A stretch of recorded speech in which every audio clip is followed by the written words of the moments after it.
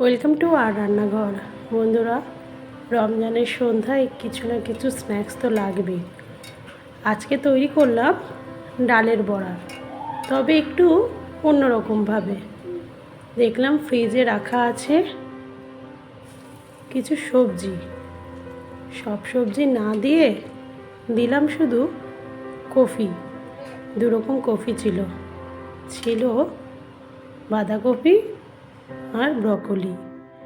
তাই সেই বাঁধাকপি আর ব্রকলি দিয়ে ডালের বড়া করলাম। চলুন দেখি কিভাবে করলাম। আমি ডালটা 3-4 ঘন্টার জন্য ভিজিয়ে রেখেছিলাম। এটা হলো খেসারির ডাল। খেসারির ডাল দোকানে পাওয়া যায়, তবে খেসারির ডালের পরিবর্তে আপনি যে কোনো ডাল দিলেও হবে। মসুর, মুগ, ছোলা, মটর, যে কোনো ডালেই হবে। আমার বাড়িতে খেসারির ডাল ছিল, আমি খেসারির ডাল ভিজিয়ে রেখেছিলাম 3-4 ঘন্টা। তারপর মিক্সারে গ্রাইন্ড করে নিলাম। আর এইদিকে প্লেটে আমি দেখুন বাঁধাকপি গ্রেট করে নিচ্ছি।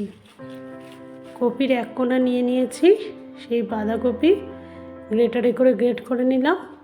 আর নিয়েছি এক দানা বা একটা ব্রাঞ্চ বলুন ব্রকলি, সেই ব্রকলিও আমি গ্রেট করে নিচ্ছি।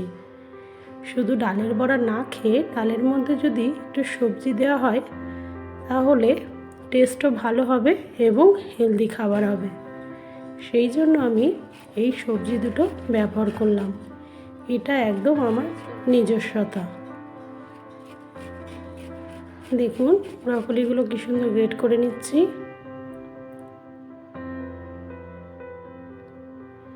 গ্রেট করা হয়ে গেছে। এবার দিয়ে দিলাম পেঁয়াজ। পেঁয়াজ ধুয়ে কেটে পরিষ্কার করে রেখেছিলাম, সে পেঁয়াজ দিয়ে দিলাম। আর দিয়ে দিলাম ধনেপাতা কুচি। তার সঙ্গে দিলাম যে ডালটা বাটলাম, সেই ডালটাও দিয়ে দিলাম।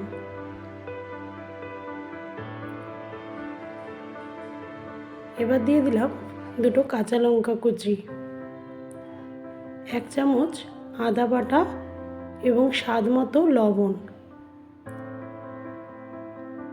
আর 1/2 চামচ মতো হলুদ গুঁড়ো এবং 1/2 চামচ জিরে গুঁড়ো, 1/2 চামচ লাল লঙ্কার গুঁড়ো। সমস্ত কিছু দিয়ে এবার ভালো করে মেখে নিচ্ছি।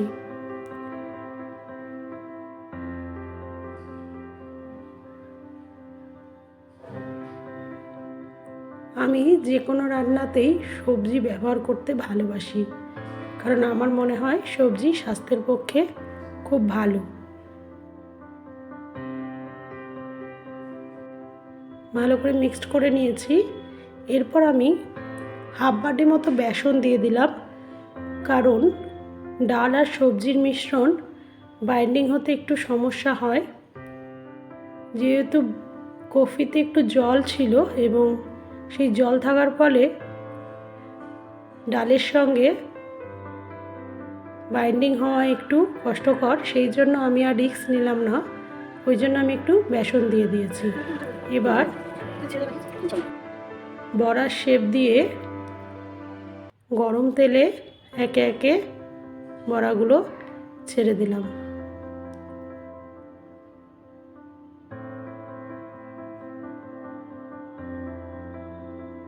ফ্লেমটাকে আস্তে রেখে এপিট ওপিট উল্টে বড়াগুলো লাল লাল করে ভেজে নিতে হবে।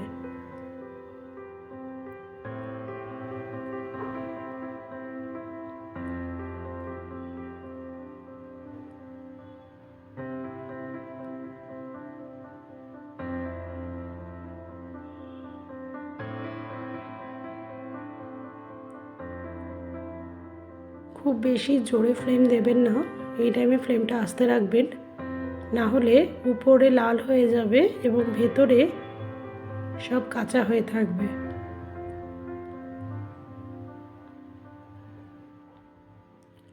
দেখুন লাল লাল করে ভাজা হয়ে গেছে। এবার আমি বড়াগুলো সব তুলে নিচ্ছি। এবং বাদবাকি যে বড়া আছে সেগুলো একে একে ওগুলোও ভেজে নেব।